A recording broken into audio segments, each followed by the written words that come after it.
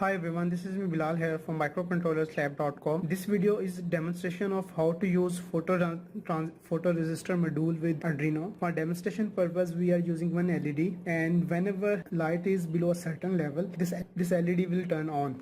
So as you know, this photoresistor works on by changing the intensity of light. When intensity of light is high, it will give a low resistance. When intensity of light is low, it will give us high resistance. So we are using this module, and this module has 3 pins, and we are taking analog output pin, but it has a digital output pin as well.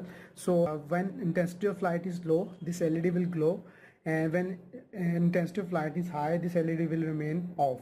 So as you can see, when I place the hand on LDR, so intensity of light is falling, and so LED becomes on.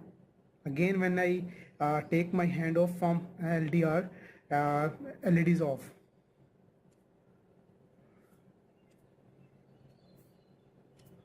So this is how we can interface light dependent resistor module with Arduino. For more information and if you want the code of this tutorial, check the link in the description of the video.